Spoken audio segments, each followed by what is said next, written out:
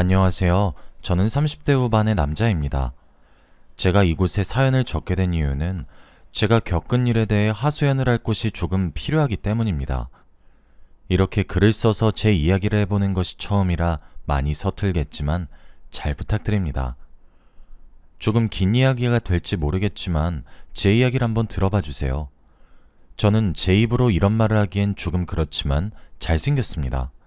쌍꺼풀이 진하고 키가 큰 편이거든요. 학창시절부터 제 얼굴 한번 보겠다고 교문의 다른 학교 여학생들이 줄을 섰던 적도 있었어요. 조금 과장을 하면 트럭으로 몇 트럭은 될 정도로 말이에요. 발렌타인데이처럼 마음을 전할 수 있는 기념일 같은 날이 되면 제 양손은 엄청 무거웠어요. 그 정도로 인기가 많았습니다. 나중에 알고 보니 잘생겼다고 자자하게 소문이 났더라고요. 길을 걸어가다가 연예인 해볼 생각 없냐고 캐스팅도 여러 차례 받기도 했어요. 저는 남고 출신이었는데 그런 인기를 다른 학생들이 많이 부러워했고 시기하곤 했습니다. 하지만 정작 당사자인 저는 그런 인기를 즐길 여유는 없었어요. 연예인이 되고 싶었지만 포기해야 했고 예쁜 여학생과 데이트를 하고 싶었지만 그럴 수가 없었습니다. 왜냐하면 우리 집이 정말 많이 가난했거든요. 저와 여동생이 자라기 시작하면서 점점 우리 집의 가세가 기울어졌습니다. 처음엔 저도 아파트에 살았던 것 같은데 빌라로 이사를 가고 주택으로 이사를 가고 그러다 중심가에서 점차 벗어나기 시작했고 사는 곳의 질이 점점 낮아지기 시작했죠.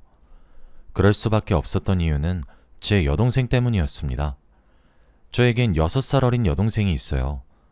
여동생은 4살이란 어린 나이에 갑자기 심장을 움켜쥐고 쓰러지게 되었고 이후 평생 침대에 누워서 지내게 되었죠. 알고 보니 여동생은 심장 관련 희귀질환에 걸려버리게 되었더군요. 여동생은 선천적으로 심장이 남들보다 조금 다르게 태어났습니다. 그래도 일상생활에 지장이 없는 정도였었는데 갑자기 심장이 급격히 안 좋아지게 되었고 쓰러지게 된 거였어요. 아무도 원인을 몰랐어요. 여동생이 갑자기 왜 그렇게 아프기 시작했는지에 대해서 말이에요. 어머니는 본인이 뭘 잘못 먹여서 애가 그렇게 된 거라고 자책하셨고 아버지도 세상이 무너진 표정을 지으셨어요. 당시 제가 10살 정도 되었을 때라 생생히 기억이 나요. 추상이라도 난 것 마냥 부모님께서 울었거든요. 그때 저희 집은 막 부자처럼 사치를 하며 살 수 있을 정도는 아니었지만 적당히 넉넉한 정도였어요. 하지만 여동생의 심장이 문제가 생기게 되면서 땅도 팔고 건물도 팔고 집도 팔며 병원비를 충당했습니다. 여동생은 한번 아프기 시작하면서 상태가 엄청 나빠졌는데 그럴 때마다 생사를 오가곤 했습니다. 언제 심각해질지 몰랐고 발작이 시도 때도 없이 일어나곤 했죠. 저희 어머니는 거의 미쳐가셨던 것 같아요. 그때부터 부모님은 여동생에게 매달리기 시작했어요. 일단 애를 어떻게든 살려야 하니까요. 1년에 긴급 수술을 하는 것은 기본이었고 그게 대수술인 경우도 비일비재했습니다. 어머니는 여동생 병간호를 위해 일을 그만두고 여동생 옆에 24시간을 붙어 지내야 했고 저희 아버지는 생활비와 병원비 그리고 수술비를 대기 위해 회사 일이 끝나고 난 뒤 대리운전도 하셨죠. 어렸던 저는 항상 누군가에게 맡겨졌거나 외로움을 탔던 기억이 있어요. 그래서 여동생을 원망하기도 했었어요. 그런데 그 생각도 하지 않게 되었습니다. 오랜만에 퇴원해서 집으로 돌아온 여동생은 제게 귀엽게 웃으며 안겨들었던 볼살이 통통했던 모습은 온데간데 없었고 새하얗게 질린 얼굴로 겨우 미소만 띄울 수 있을 정도로 마르다 못해 야위어서 돌아왔거든요. 그러면서 제게 오랜만이라고 깨르르 웃었는데 어렸지만 그때 죽음에 대한 공포를 알게 되었던 것 같아요. 제가 점점 자라면서도 여동생의 건강은 별로 달라지지 않았어요. 조금 괜찮아서 나아지고 있구나 싶다가도 순식간에 악화되기를 반복했죠. 저희 집은 점점 가난해졌어요. 빚이 생기기 시작했고 점차 생활고가 찾아오게 되었죠. 그럴 수밖에 없었어요. 1년에 여동생이 수술만 몇 번을 하는데 그걸 아버지 외벌이로 감당하기 힘들었을 테니까요. 그래서 저도 생계에 뛰어들어야 했습니다. 고등학교에 입학하게 되면서 아르바이트를 시작했어요. 그런 제게 학창시절을 즐길 여유 따위는 존재할 수 없었습니다. 친구와 놀러갈 바엔 전단지를 하나라도 더 붙이곤 했어요. 그럼에도 불구하고 저는 여동생과 부모님을 원망하지 않았어요. 또래보다 훨씬 작은 몸으로도 어른들도 겁내는 수술을 잘하고 오겠다고 씩씩하게 대답하는 여동생을 사랑했고, 그런 여동생을 위해 정말 닥치는 대로 일을 하고 고생하시는 부모님의 희생정신이 멋졌거든요. 부모님과 저는 지칠 때마다 서로를 위로했고 희망을 얘기하며 마음을 다지곤 했었어요. 저는 바로 취업을 해서 좀 더 생활에 보태고 싶었지만 그래도 대학만큼은 부모님께서 억지로 보내셨어요. 저는 대학교 1학년 1학기를 마치자마자 일찍 군대를 갔어요. 그리고 복학한 학교에서 지연 씨를 만나게 되었습니다. 지연 씨는 유난히 제 얼굴을 좋아했습니다. 첫 만남에서도 제 얼굴이 이상형이니까 번호를 달라며 대뜸 손부터 내밀었죠. 지연 씨는 저보다 2살 연상이었어요. 그리고 우리 학교의 엄청난 유명인사더라고요. 지연 씨는 제가 다니는 학교의 의대에 우수한 성적으로 입학한 의대생이었고 대대로 의사인 집안의 막내딸이었어요. 졸업을 하면 아버지와 어머니가 운영하는 병원을 물려받는 그런 다른 세상의 사람이었죠. 저는 그런 지연 씨의 대시가 부담스러웠고 계속 피해 다녔습니다. 하지만 그럴 때마다 쥐를 잡듯 저를 찾는 지연 씨가 웃겼고 또 그렇게 어떻게든 절 찾아내는 것도 신기했어요. 그렇게 저도 지연 씨에게 점점 호감을 가지기 시작했고 연애를 하게 되었죠. 지연 씨는 제가 가진 것이 없다고 해도 싫어하지 않았어요. 저는 지연 씨와 교제를 하기 전 제 사정을 모두 말했죠. 아픈 여동생이 있고 여유도 없다고, 돈을 벌어야 해서 나랑 만남을 이어가도 우선순위는 가족일 거라고, 지연 씨는 뭐든 상관이 없다고 이야기를 하더라고요. 그렇게 꽤 오랜 시간을 만났습니다. 저는 그 사이 시간이 지날수록, 해가 바뀔수록 제 부모님도 나이를 먹으실 거란 사실을 깨달았어요. 지금이야 아버지가 정정하게 돈을 벌고 저도 아르바이트를 해서 상당한 돈을 보태고 있으니 상관없지만 아버지가 회사 일을 하지 못하게 되는 경우가 오면 제가 올고직 감당해야 된다는 사실을 깨달았죠. 사람 일이 어떻게 될지도 모르는데 계속 이렇게 현상 유지만 할 수 없다는 생각이 들더라고요. 저희 부모님은 심지어 여동생한테 집중하느라 노후 준비도 안 되어 있었고요. 그래서 당장 조금 형편이 모자랄지라도 미친 듯이 공부를 해야 되겠다고 생각했어요. 제가 그래도 머리가 그리 나쁜 편은 아니었거든요. 결국 노력 끝에 알아주는 공기업에 취직했습니다. 저는 취업 이후에도 야근에 특근에 벌 수 있을 만큼 최대한 벌었어요.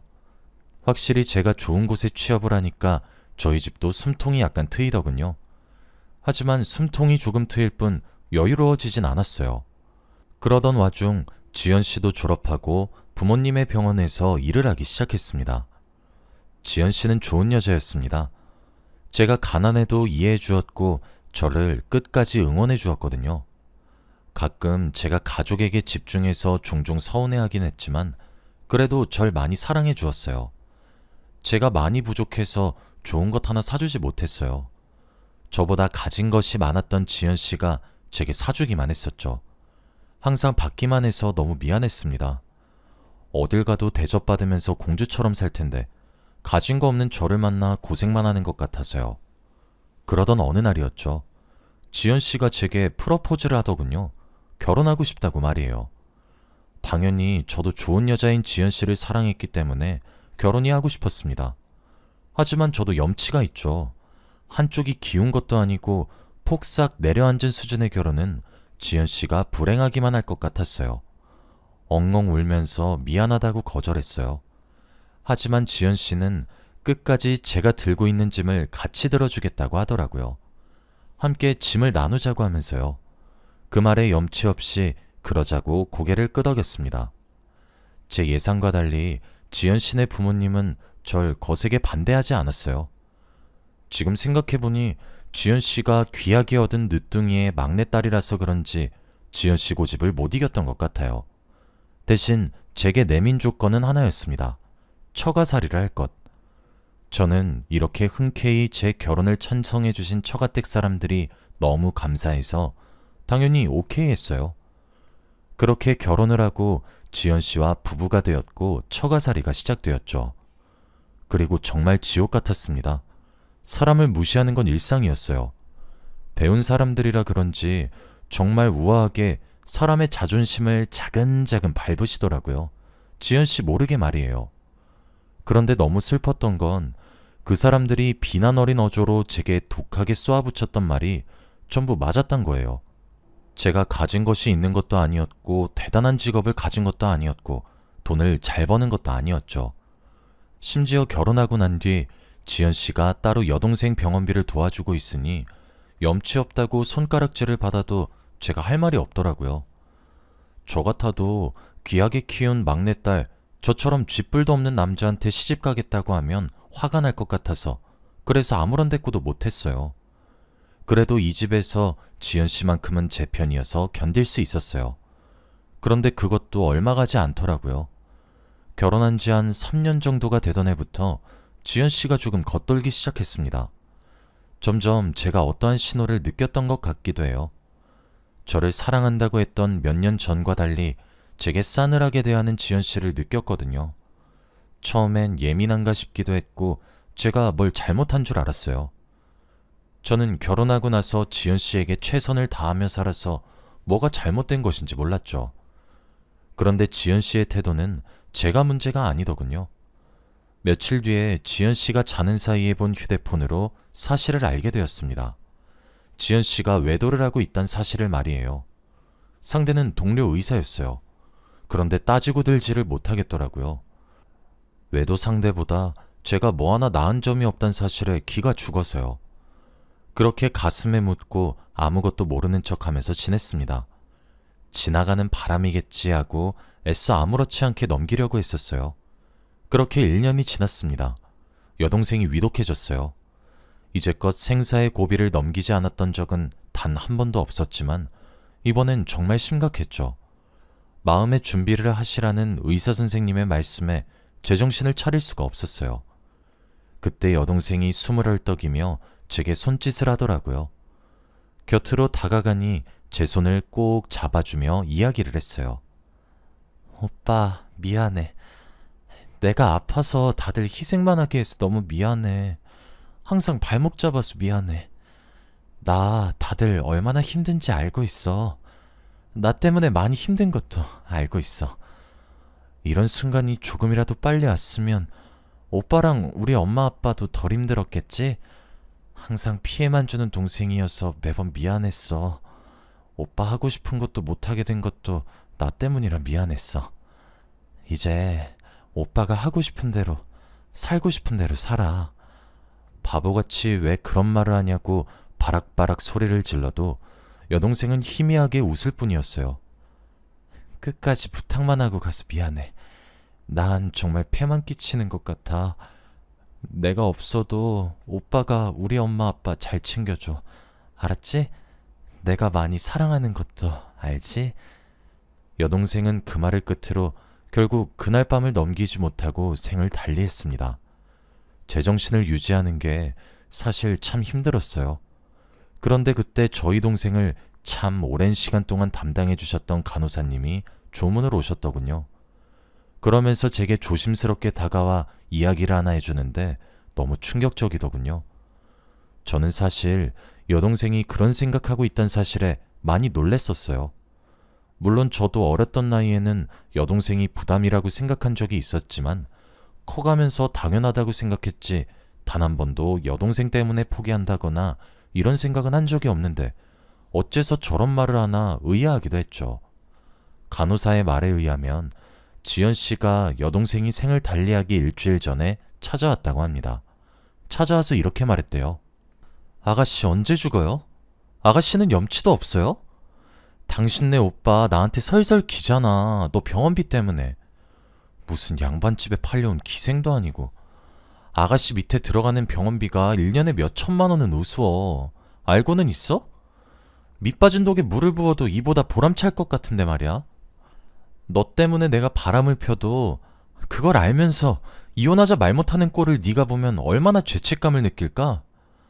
아주 남매가 쌍으로 남의 집안 등골을 빨아먹고 있는데 진짜 너희 가족은 무슨 기생충이니? 적당히가 없어? 그 말에 여동생은 지금 무슨 소리냐고 화를 발칵 냈다고 합니다. 하지만 소용이 없었대요. 사실 나 지금 만나고 있는 사람 나랑 비슷한 환경에서 자란 남자야. 그 사람 아이 가졌고 그래서 나는 네 오빠한테 이혼하자고 이야기할 생각이야. 아마 네 병원비 몫으로 얼마 챙겨준다 그럼 좋다고 이혼 안 하겠니? 너희 가족 돈 없잖아. 라고 말을 하며 지연 씨는 깔깔 웃으면서 누워만 있는 여동생을 조롱했다더군요. 심장이 아파서 그런지 여동생에게는 스트레스가 정말 치명적입니다. 지연 씨의 방문 이후로 여동생의 몸 상태는 갈수록 쇠약해져 갔고 결국 생을 달리하게 된 것이었어요. 어쩐지 죽는 순간까지 미안함으로 가득 찬 여동생의 얼굴이 이상하다 했더니 지연 씨가 입방정을 떨었더군요. 분노를 걷잡을 수가 없었어요. 저는 지연 씨의 외도를 참았던 것은 지연 씨의 재산 때문이 아니라 지연 씨가 다시 제게 돌아오겠지 싶었고 여전히 정말 사랑하고 있기 때문에 기다렸던 거였어요. 지연 씨 스스로가 그만두는 것을요. 그런데 뒤에서는 제 여동생에게 몹쓸 말을 하는 걸로도 모자라 남의 남자아이를 임신까지 해왔다는 말에 화가 미친 듯이 나더군요. 그제서야 장례식장을 둘러보니 제 여동생이 죽었다는 사실을 다 알면서 처가댁 식구 한 사람도 오지 않았더군요. 하지만 그 와중에 지연 씨는 절은 하지 않았지만 부조금을 넣고 갔더군요. 저 모르게요. 눈을 감는 순간까지 죄책감 따위와 같은 감정을 겪게 해서 여동생에게 너무너무 미안했어요. 그리고 하고 싶은 대로, 살고 싶은 대로 살아달라는 여동생의 유언을 들어주고 싶었죠. 처음엔 복수를 하려고 했습니다. 하지만 몇 날 밤을 고민한 끝에 저는 결정을 바꿨습니다. 그냥 지연 씨에게 이혼을 요구하기로 했어요. 복수를 하기엔 제가 너무 많은 일을 겪어 많이 지친 상태였어요. 정말 모든 것을 포기하고 싶을 정도로 심신이 많이 지쳐 있어 누군가와 싸울 수 없겠더군요.